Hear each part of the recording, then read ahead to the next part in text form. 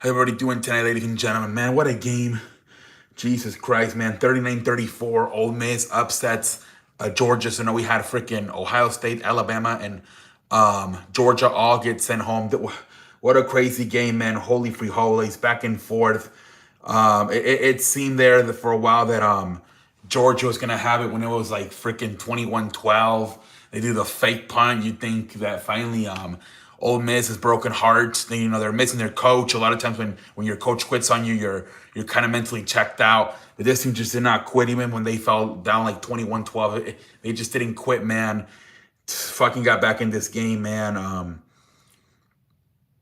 I think at one point freaking took a 10 point lead, didn't they? Like 34-24. Holy free holies, man. I think they had a fumble, a return for a touchdown. So much stuff happened to Ole Miss, and they just kept coming back, coming back, coming back.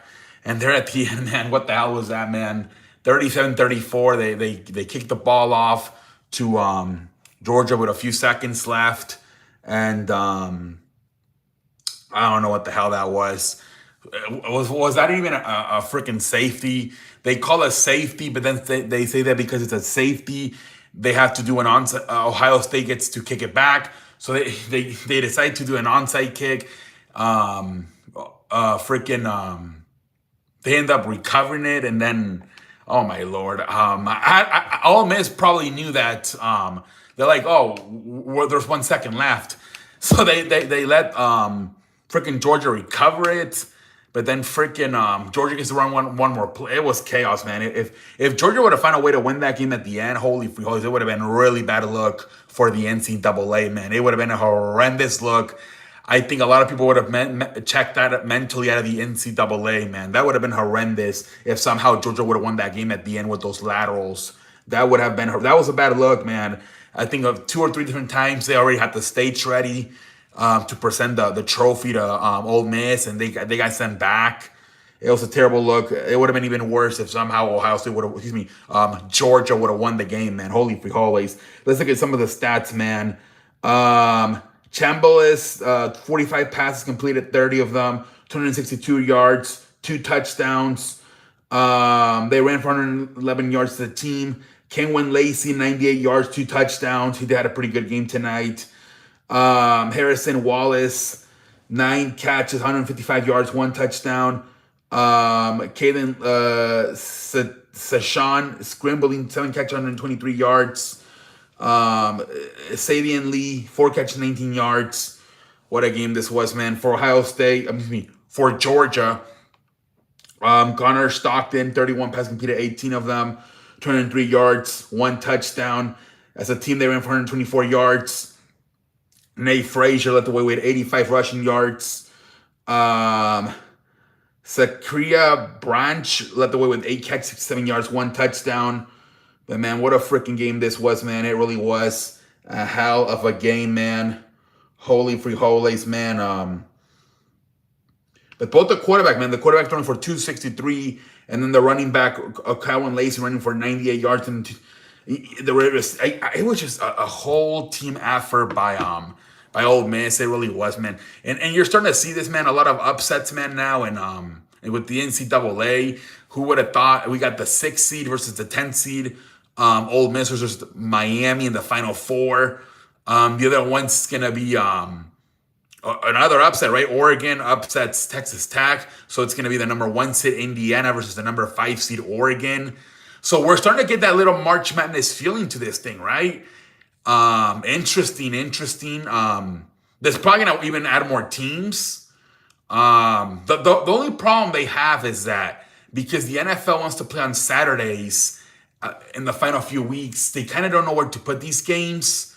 That seems to be the problem.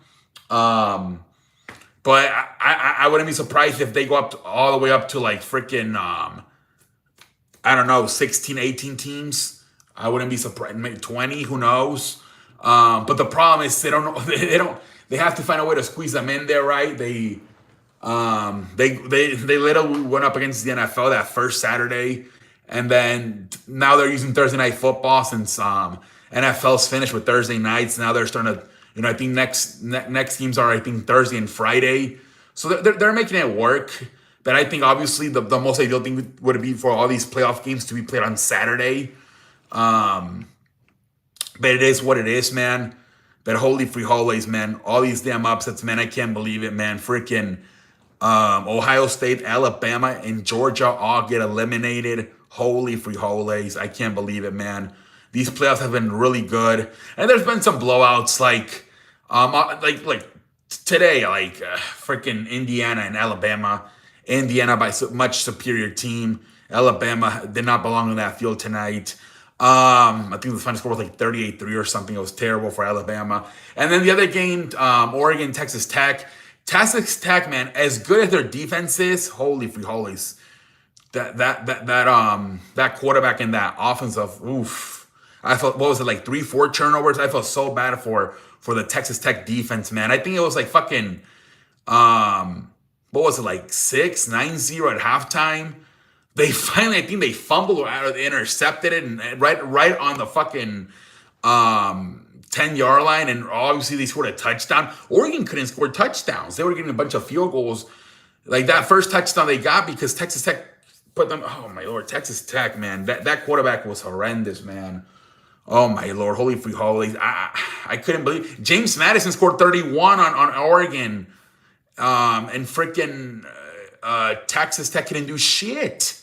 I couldn't believe that. I'm like, how the fuck, like, did James Madison put up 31 and Texas Tech can't do nothing against this Oregon defense? I couldn't believe it, man. I was scratching my ass. I didn't even have androids. I cannot believe the way Texas Tech's offense struggled tonight. And the defense tried to do everything they can. You know, they were, like I said, it was only like 6-0, 9-0 at halftime.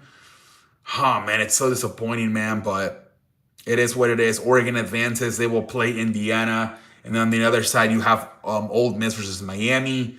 So let's see what happens, man. It's going to be fun to see these playoff games next week. I think it's one's on Thursday, the other one's on Friday next week. It is going to be fun to watch these damn teams play. I cannot wait, man. We're going to get either Ole Miss or Miami in the national championship.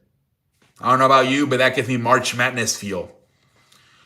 People are going to be more interested now. People are going to want to bet on these games. Like, might even come out with a little bracket to fill out. I wouldn't be surprised. We'll see what happens, but this is fun, man. This is really the first year you're seeing upsets, man. You're seeing upsets. And we'll see what happens, man. This thing is going to probably end up being a little bit more successful than people thought. If you're going to get all these upsets, man, for years, Ohio State, Alabama, Georgia have dominated. And now they all got sent home. Like, none of them are going to even make it to the Final Four. It's so crazy, man. But that's college football now. It's even now with the NIL money. It's even, man. More parity. Yeah, man. This is why they have salary caps, because to make it more even. It was unfair, right? Everybody was getting recruited by Alabama. But now, everybody's got all that money, man. I think Indiana, Mark Cuban and some other rich guy are over there. So they're going to be sending a lot of money to the University of Indiana. All the Texas schools, because of all the people working with the oil industry, right? That graduated. So all those, it's not only going to be Texas A&M and Texas, even Texas Tech and maybe, I don't know, man. It's going to be interesting to see, man. But it is so much even now in college football. It really is, man. Holy free holidays. But we'll see what happens next week. Oregon, Ole Miss, Miami, and Oregon, Indiana. Let's see what the fudge happens. Was there anything else to talk about? Baseball. I think the Astros got a Japanese pitcher. I think for like, what was it? $65 million or something. I think 3 years, $65 million. The Astros signed a pitcher from Japan. I think he's a starter, so we'll see. So I think the White Sox got a hitter a few weeks ago, and now the Astros get a starting pitcher. So we'll see. We'll see how that goes for these. You never know with these Japanese pitchers, right? Or, you never know with these Japanese baseball players. You never know if they're going to hit or miss, right? But we'll see. What else? So yeah, Astros get a Japanese pitcher. Let me see here. Basketball, I think not much. And then yeah, wrestling not much either, I don't think. Um and then football, I think the Miami has hired um Troy Aikman to be a special advisor for them to help them out find a new general manager. And they're saying that it's only going to be for like January, probably. Once January expires, he's not going to be there anymore. So it's not like he's going to be there long term. It's only for like January. He's going to help. He's going to advise Miami on who they should. They're probably going to have like maybe 3 to 5 candidates, and they're gonna have Troy Aikman, like, hey, Aikman, if you were to hire, who would you hire to be our next general manager? Stuff like that. Very interesting, but it's only for the general manager search. Once it's finished, Troy Aikman will go back to being a commentator for ESPN. In fact, he can do both probably. He can, while he's helping them search for a new general manager, he'll also keep his thing doing it on ESPN, doing announcing games. But yeah, I think that's it. I think that's it, right? Those are the biggest news stories. I think that's about it, ladies and gentlemen. Hala. Have a good night, everybody. I will be back tomorrow. Tomorrow, what's tomorrow? Tomorrow's Friday. I don't even know, man. I think I'm not. I'm waiting until for the playoff games next week. Hala.